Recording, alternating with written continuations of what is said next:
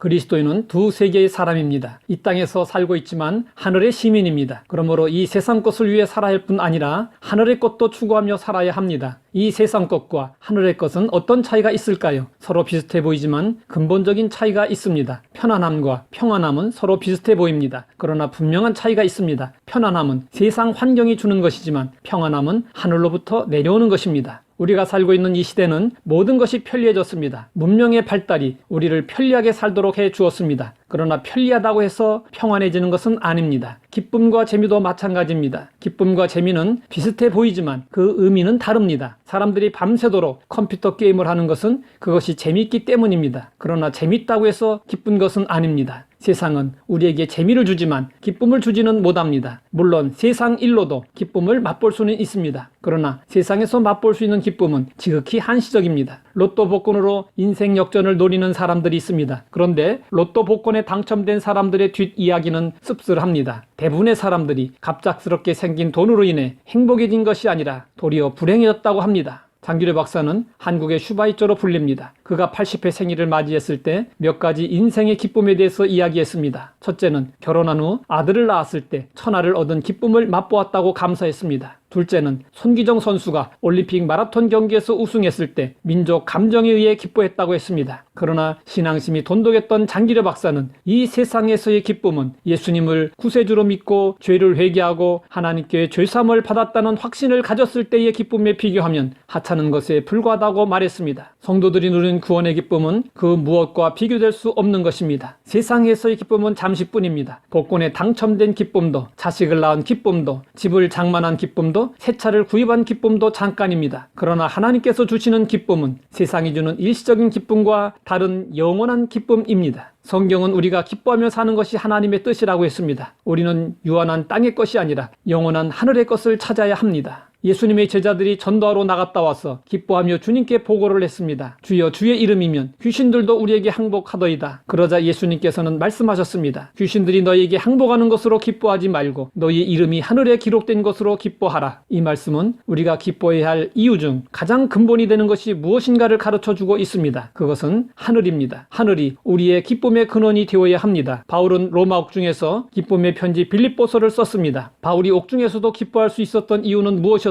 그는 우리의 시민권은 하늘에 있는지라고 했습니다. 바울의 기쁨의 근원은 하늘이었습니다. 그래서 그는 사나 죽으나 기뻐할 수 있었습니다. 어떤 사람은 물질이 없어서 웃거나 기뻐할 수 없다고 말합니다. 그러나 물질이 있다고 해서 기뻐할 수 있는 것은 아닙니다. 우리는 무엇보다도 우리 자신의 구원을 경험하고 구원을 확신함으로 기뻐할 수 있어야 합니다. 항상 기뻐하며 사는 것이 하나님의 뜻대로 사는 것입니다.